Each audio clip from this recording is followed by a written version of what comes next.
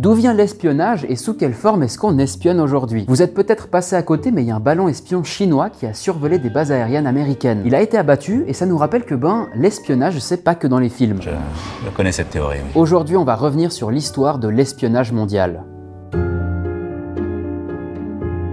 On ne peut pas dater le premier acte d'espionnage, car même avant d'inventer le mot, l'homme le faisait déjà naturellement. Écouter des gens parler derrière une porte, c'est déjà une forme d'espionnage. Le terme espion est apparu pour la première fois au XIIe siècle dans Le Chevalier au cygne. Le mot désignait alors un individu qui se mêlait aux ennemis pour les épier. Épier, ça signifie observer attentivement et secrètement. Mais on sait que la pratique de l'espionnage remonte à bien avant cela. Dans l'Antiquité, de Ramsès II à Jules César, en passant par Alexandre le Grand, tous les puissants ont leurs espions, envoyés chez leurs voisins pour réunir des informations économique et politique. L'ennemi était-il fort, riche et bien préparé? En temps de guerre, les renseignements permettaient d'avoir un temps d'avance. Les espions étaient souvent des citoyens envoyés ou des soldats mécontents prêts à déserter avec des infos qui serviraient l'ennemi. Au Moyen-Âge, la guerre de 100 ans est caractérisée par une pratique constante de complots, d'intrigues et de manœuvres secrètes. Écoute de conversations, interception de courriers. Près de 700 ans plus tard, ces techniques sont toujours aussi importantes dans les conflits, voire même indispensables.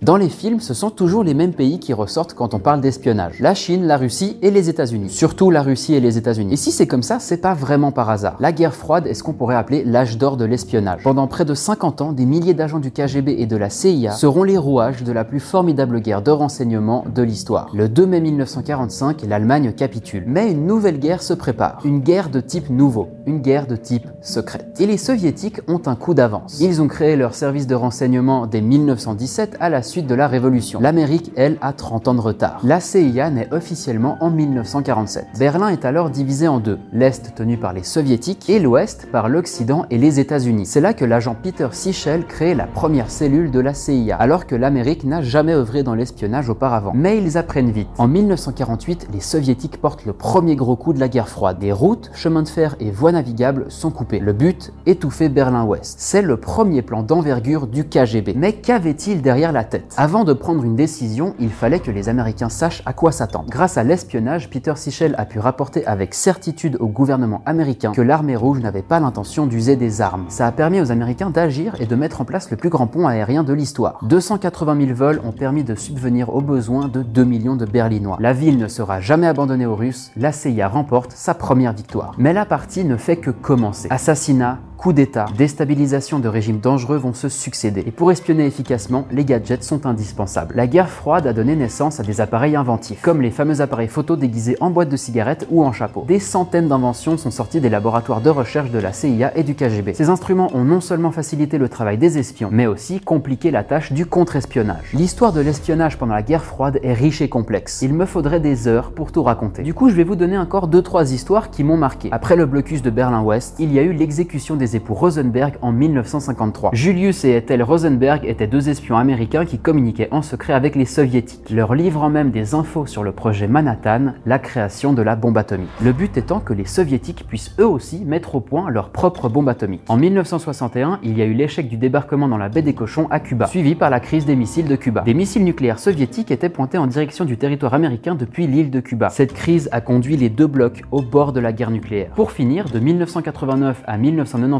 c'est la chute des régimes communistes en Europe de l'Est, qui marquera la fin de cette guerre des renseignements. En 91, c'est donc la fin de l'URSS et de la guerre froide, mais elle restera gravée dans les mémoires et aura aussi donné naissance à l'un des personnages fictifs le plus connu, James Bond. James Bond.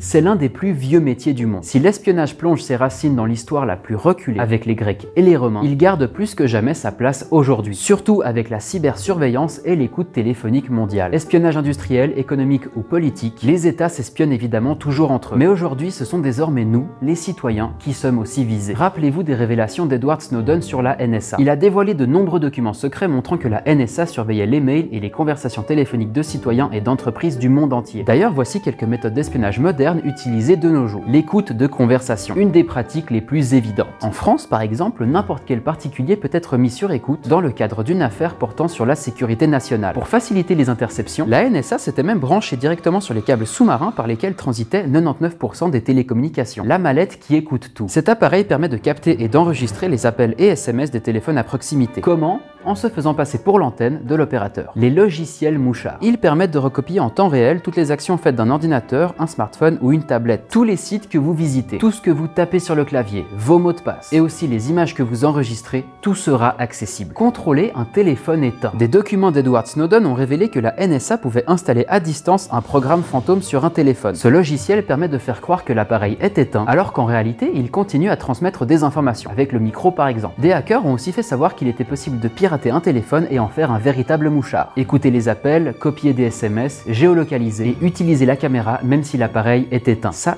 fait un peu peur. La seule solution, c'est de retirer la batterie, ce qui est impossible sur la majorité des smartphones récents. La banque de photos. Toujours selon des documents de Snowden, la NSA collecte quotidiennement une quantité astronomique de photos pour s'en servir dans la reconnaissance faciale. Les images sont récupérées dans les emails, SMS, réseaux sociaux et même les vidéoconférences. Ce serait 55 000 photos récoltées chaque jour, permettant d'identifier des individus. L'objectif étant de pouvoir identifier rapidement un suspect. On a vu ce genre de technique à l'œuvre en Chine, avec les caméras présentes sur la voie publique qui peuvent facilement identifier les citoyens. Et lors de la Coupe du Monde au Qatar, ils ont poussé le système encore plus loin. 15 000 caméras surveillant chaque angle, toutes reliées à un algorithme capable d'identifier et prévenir tout comportement suspect dans les gradins. On sait que Facebook, Google et autres récoltent nos données. Est-ce que ça pourrait pas être considéré comme une forme d'espionnage finalement? Et ça va même plus loin, car on dit qu'à l'ère du numérique, tout le monde peut surveiller tout le monde. Nul besoin d'être un espion formé pour surveiller faits et gestes d'une personne grâce à nos smartphones. Est-ce qu'on n'aurait pas un peu pris l'habitude d'être surveillé de nos jours? Avoir de la publicité ultra ciblée sur nos écrans ne nous surprend même plus, pourtant pas sûr que cela passe aussi bien auprès des plus vieilles générations. On entend souvent dire « ouais mais moi j'ai rien à cacher, je m'en fous ». En réalité c'est surtout une question de principe. Et toi, qu'est-ce que tu penses de tout ça? Le débat continue dans les commentaires. N'oublie pas de t'abonner pour ne pas manquer les prochains sujets, et moi je te dis à très vite.